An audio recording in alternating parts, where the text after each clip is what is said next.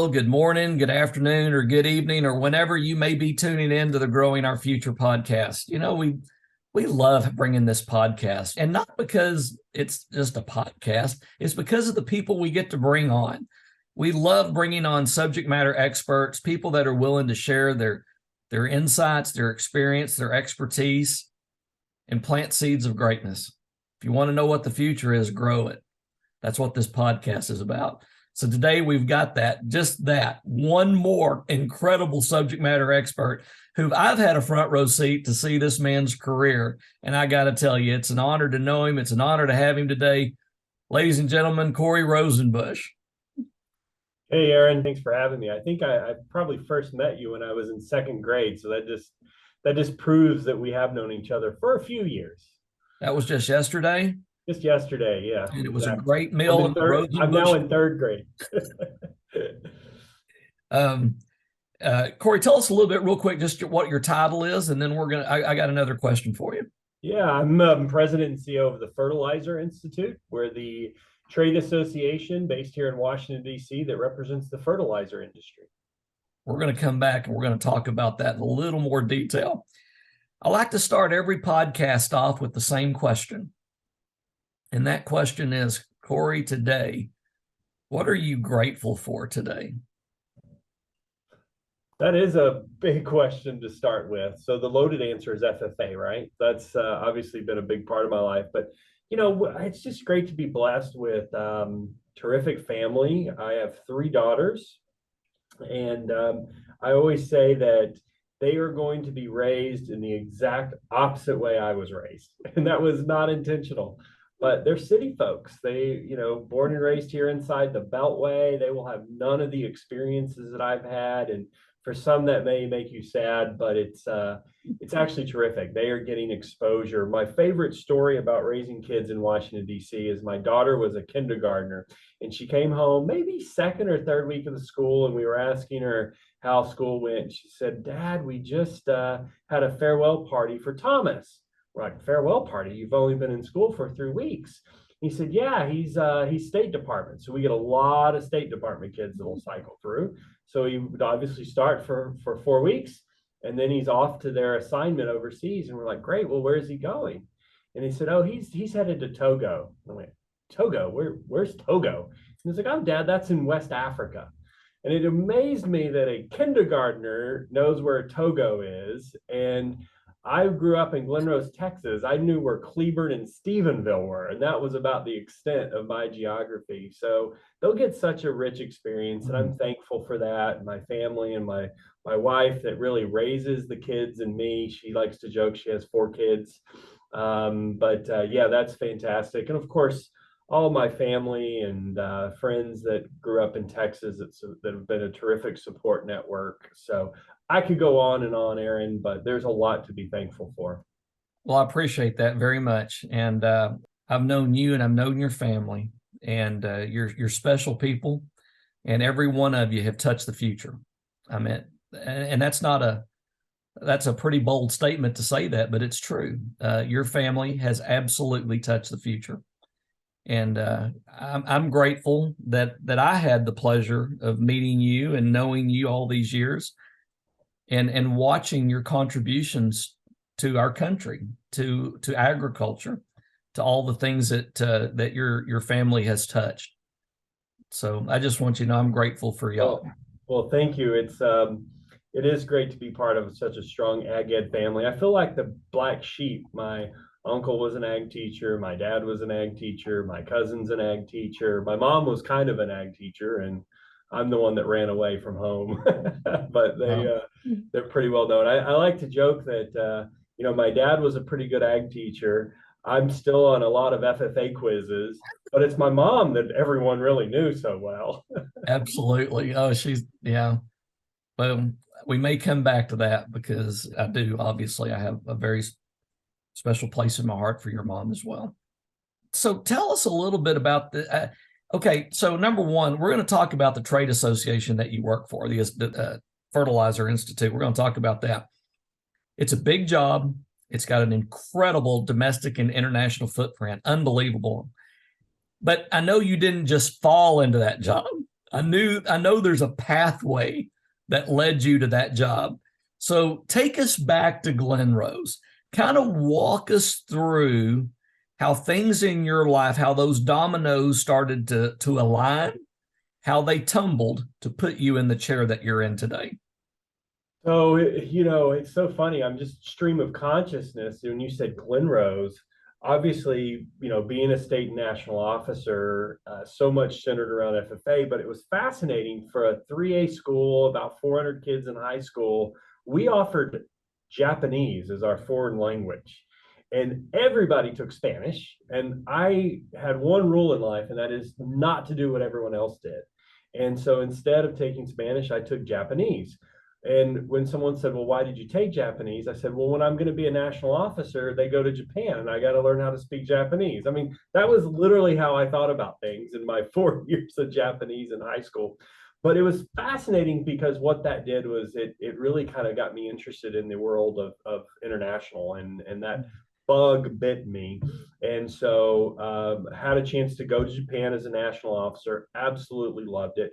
And at that point, FFA had just started exploring an internship program through USDA's Foreign Ag Service. And I was going to be one of the first students to go and work in a U.S. embassy overseas. Long story short, that got yanked out from underneath me because of funding reasons. I'm at Texas A&M now, studying agriculture development, and someone said, well, you should go meet Ed Price. And I went, who is Ed Price? They said, well, he runs the International Ag Office, and that's what it was called back then. Here I am. I thought I knew everything about agriculture, and I had no idea that A&M had an international ag office. So went over, sat down, told him the story. I wasn't enrolled for summer classes. My internship got dropped. I had a plane ticket to Tokyo. What am I going to do? And he says, well, I've actually got some funding to send you to Indonesia. Would you like to go to Indonesia? And I went, yeah, that'd be great. And so I remember walking out of his office and thinking, oh crap, I hope Indonesia is a real place, because I had never heard of it. I didn't know where it was. So I ran down to the library, and back then, before internet, I pulled out the microfiche. Oh yeah. If you're a young person watching, go Google what a microfiche is. It was our version of Google. And sure enough, Indonesia was a real place. And I quickly learned that Jakarta was in a state of chaos and riots because they had just overthrown a 35-year dictator and were starting to burn and loot the entire city. So great, I'm getting sent into a war zone. Aaron, it changed my life. It turned me down a completely different career path. Working for the embassy and the Foreign Ag Service there, it just really lit my passion on fire for agriculture development. And so when I came back to campus, that was where I started focusing my time, my effort.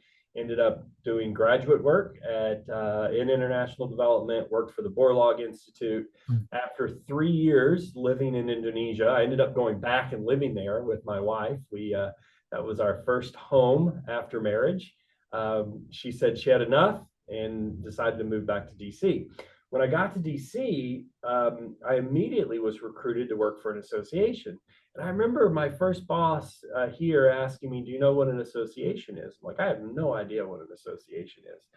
And after about 3 months on the job, I went, I'm an expert at associations. It's written on the back of the FFA jacket. I had no idea that I really was just making a career out of what I did in FFA my whole life. And so associations have trade shows and conferences and events and leadership programs, and they do advocacy work. And it is truly a perfect fit for any FFA member to pursue a career in association. They will absolutely love it. And so after 15 years there, called the Global Cold Chain Alliance, a recruiter called me up and said, how would you like to get back to your ag roots? And I said, I would love that. And so I got hired at the Fertilizer Institute and have been here for a little over 2 years. Well, you've said a lot, by the way, and we're going to come back to that, to your story. Okay. You've said a lot because that was a long version. There are things there, though, that I'm hoping listeners were listening, especially students, because we're going to come back and unpack some of those. Tell us about your organization. Tell us about this, because again, I've been on your website and I shared with you before we started. I knew it was big, but I didn't realize just how large the footprint is of the trade association that you represent.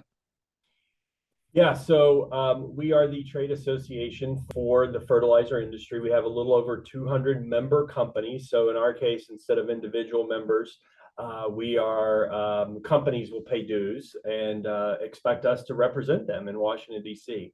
We're about $130 billion industry in the United States alone, about half a million jobs that we create here in the U.S.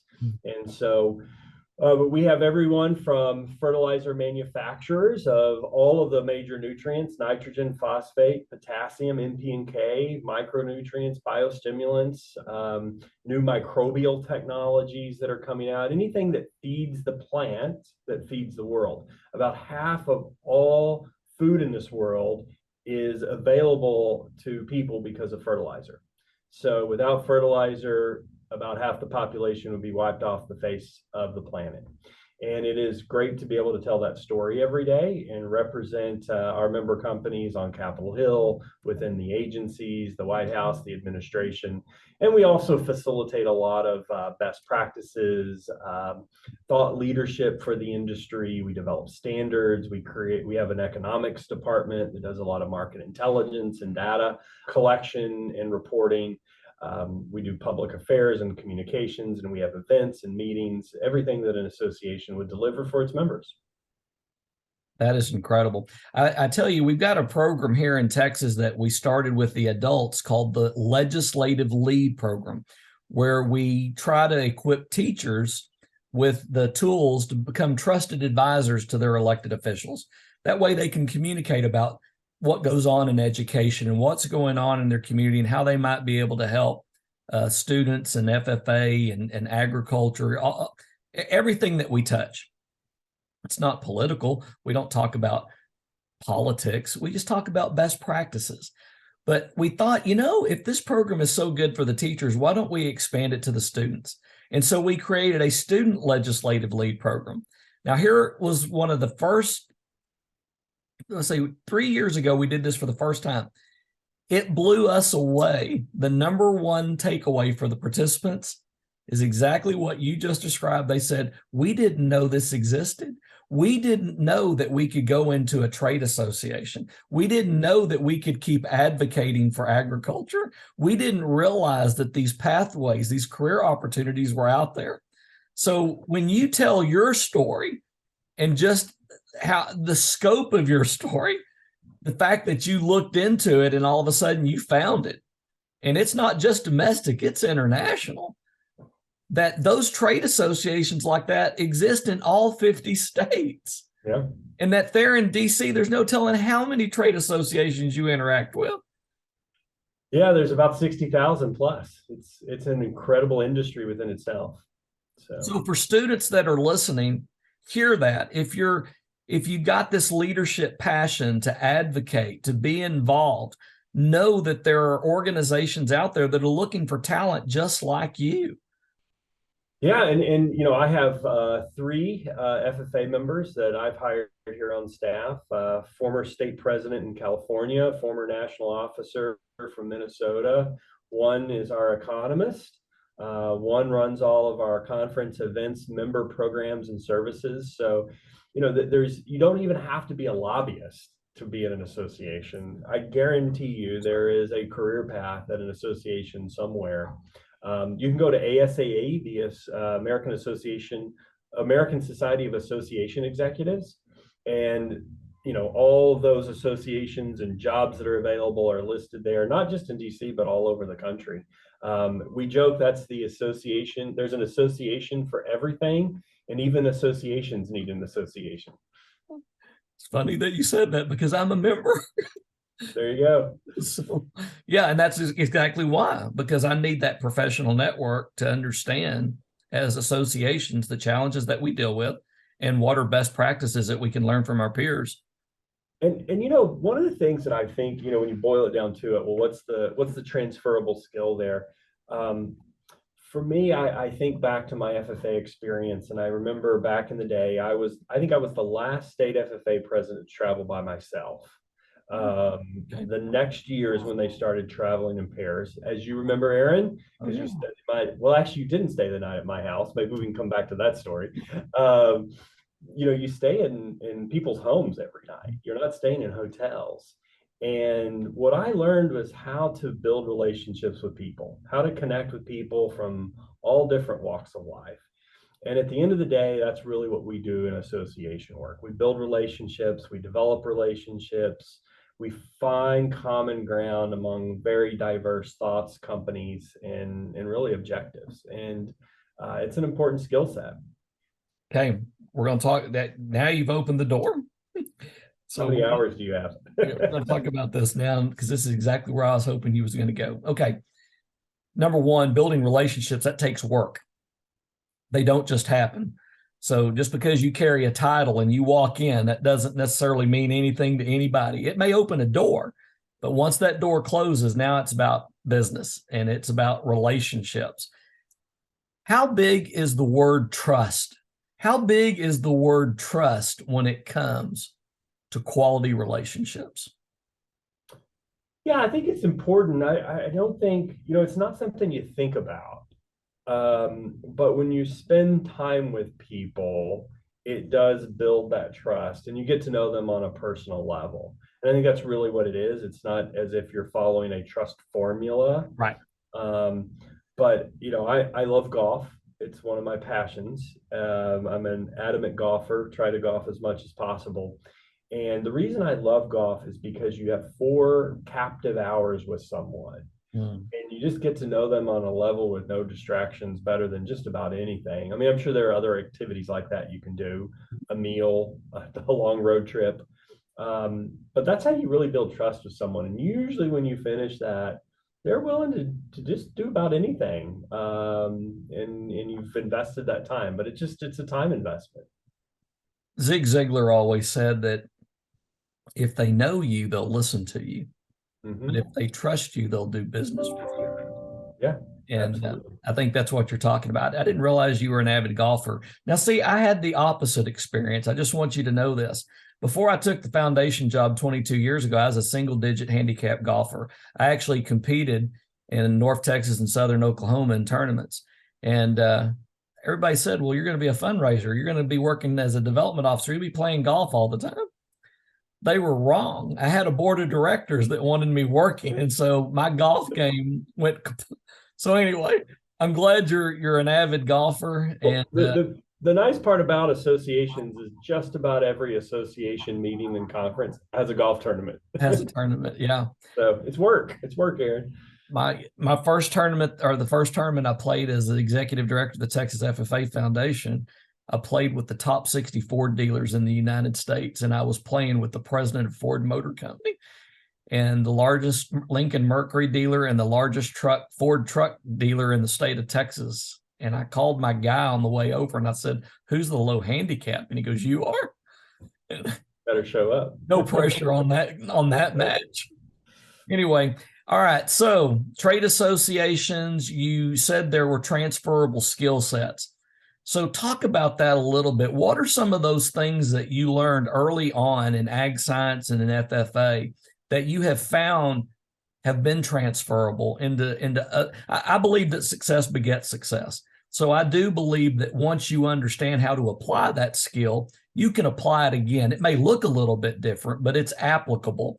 So take us through some of those leadership skills that you learned and how they've been applicable through the years to make you successful. Well, there's so many. I mean, this is probably an hour podcast within itself, but I mean, it's everything that and you will use at some point. Some of my strongest network and relationships are friends from FFA. I still work with them today, 30 years after being in the program. So networking, how to network and go out and meet people and build those connections. Simple things like how to run a meeting. You would be surprised how horrific meetings are sometimes, and it's just not a skill that some people know or have.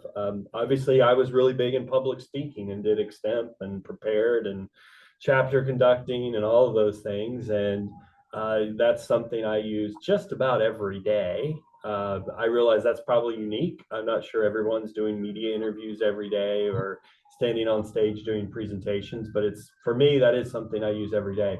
It's funny because I will often be at a group, and it's been pretty frequently lately because if you haven't heard, thanks to geopolitics, with the war and Russia's dominance in the fertilizer industry, prices have skyrocketed. And so everybody wants to know what's going on with fertilizer.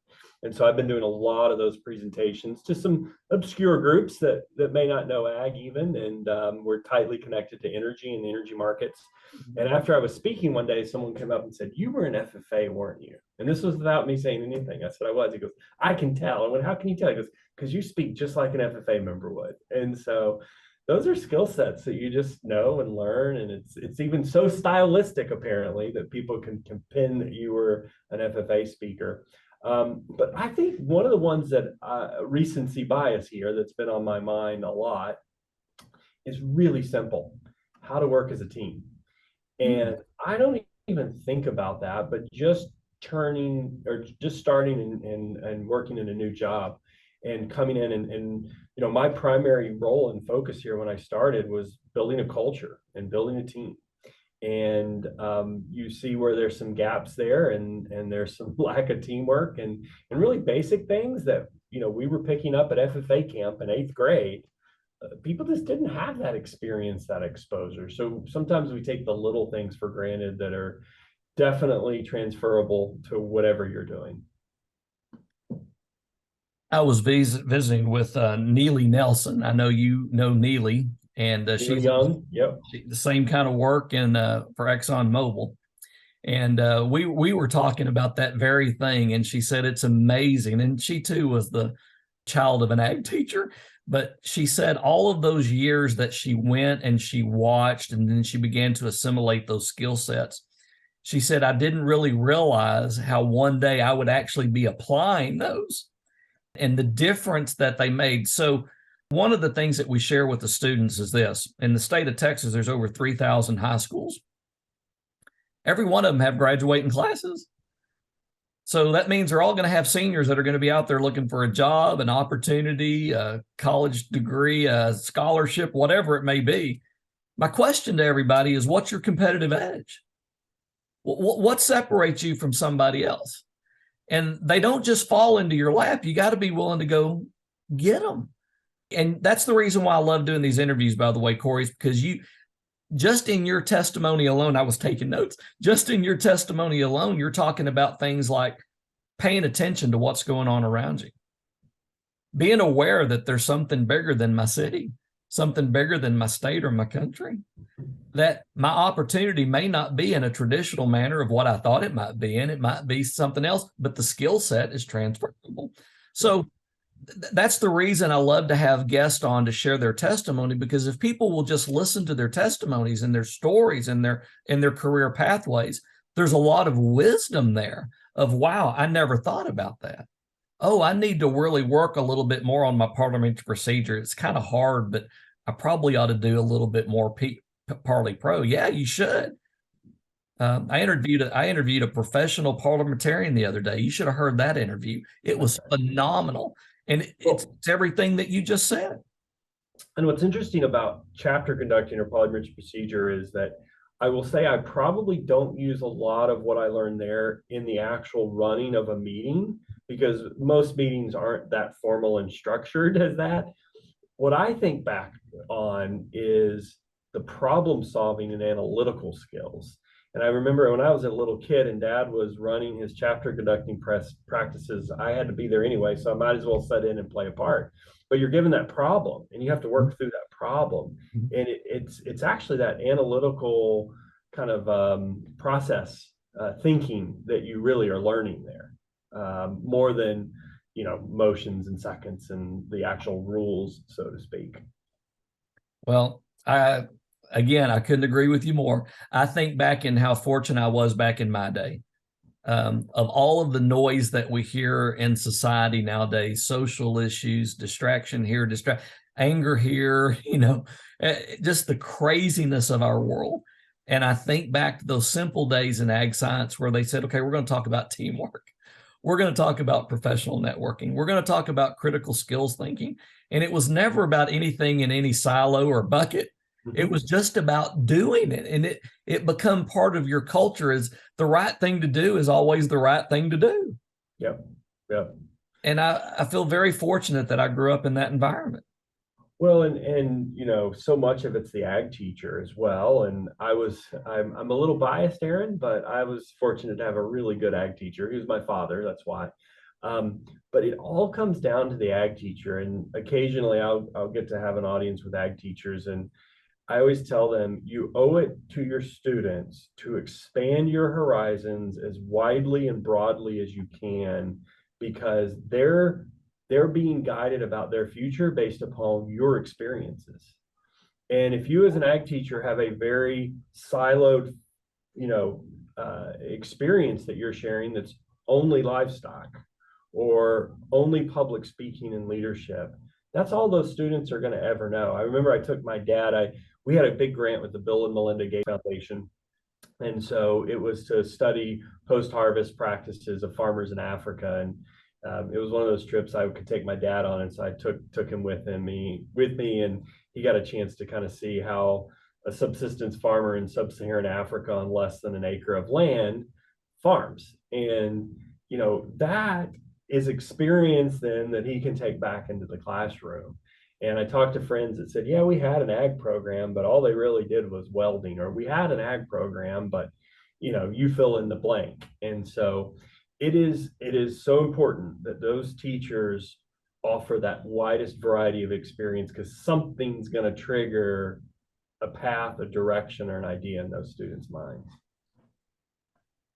One of my favorite quotes is from Dr. Temple Grandin. And Temple Grandin talks about how she found her career because she visited a farm.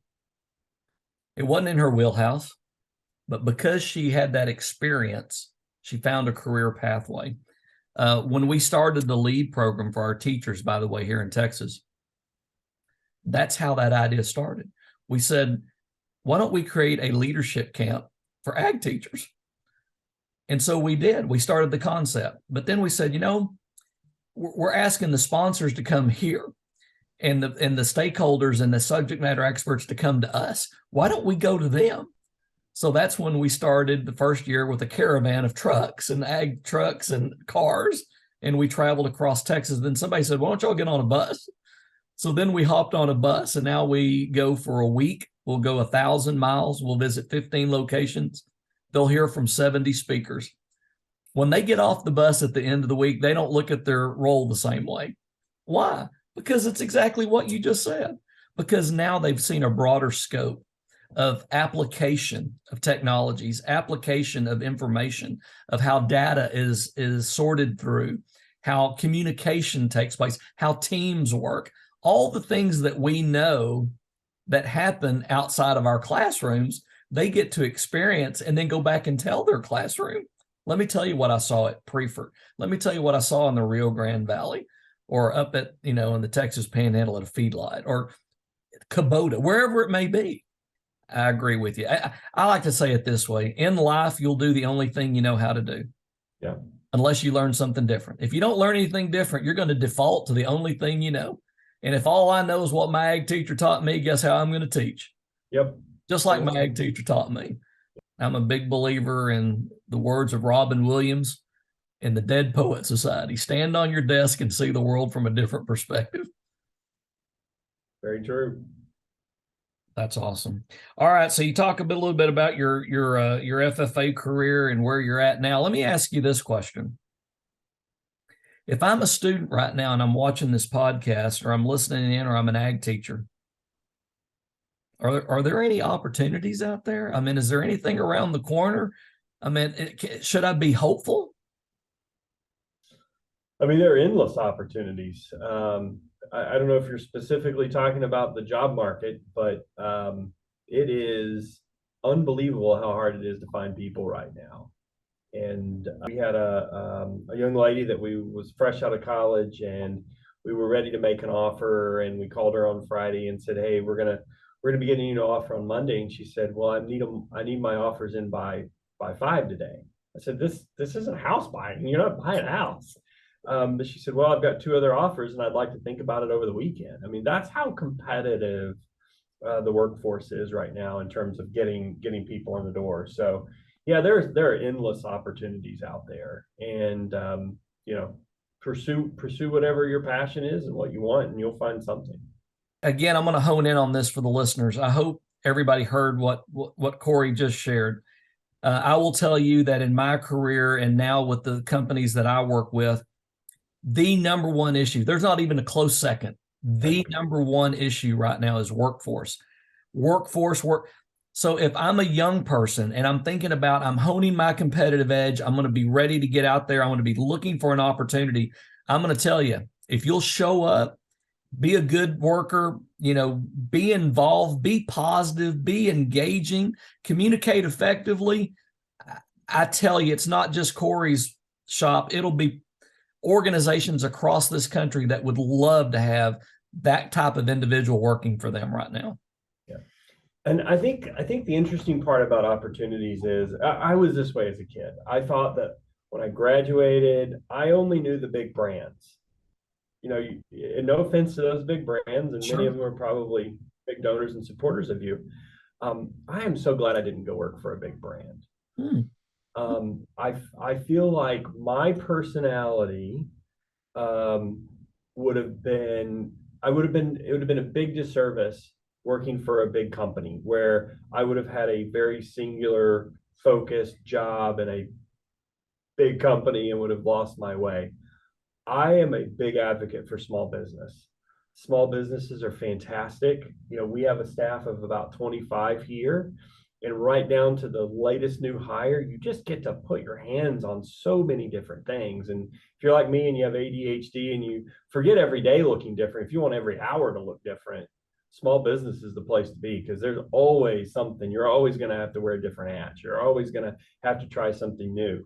I think a lot of people think that career advancement is about ladder climbing. Mm-hmm. And it's actually not about going up a ladder. It's about expanding your responsibilities. It's about expanding what you get to impact.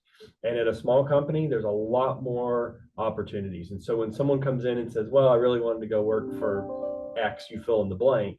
I said, yeah, but there's so many more opportunities here at a small company. And they think, oh, that's one way to look at it, because they're thinking about all of that upward mobility up a ladder.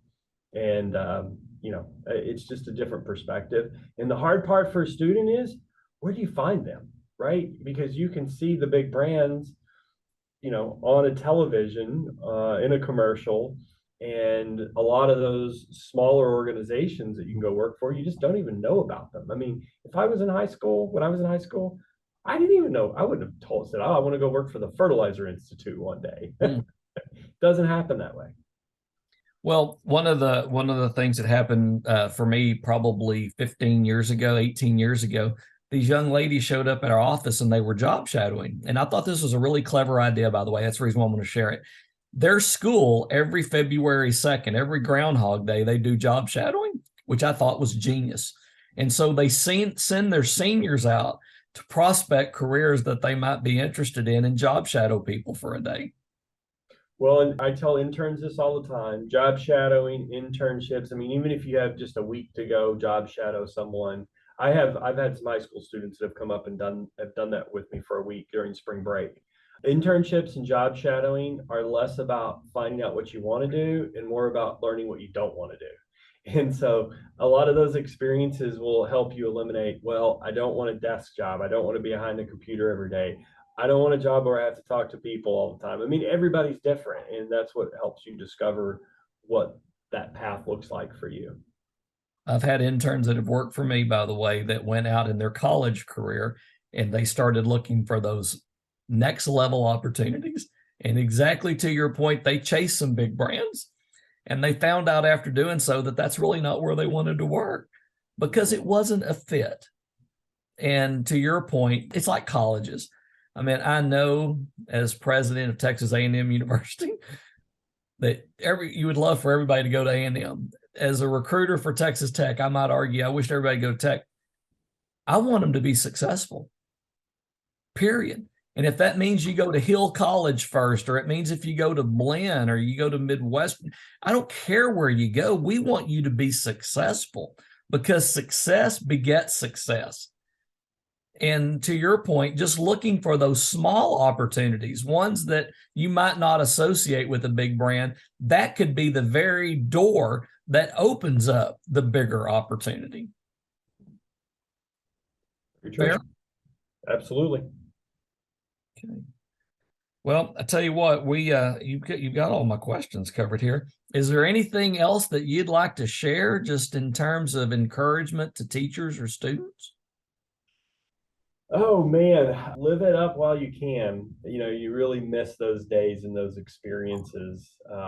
There's not a day that goes by that I still don't think about how wonderful that phase of life is, and would love to have some of those moments back. And it's always great to go back and be part of FFA programs and conventions and conferences, and it brings such warm memories. But it doesn't go away. Like I said, I literally work with people today that I met 30 years ago because of FFA. So it is a lifelong connection that you'll make and value. So within the ambassador program, for the folks that know about the Foundation Ambassador Program, we give awards every summer.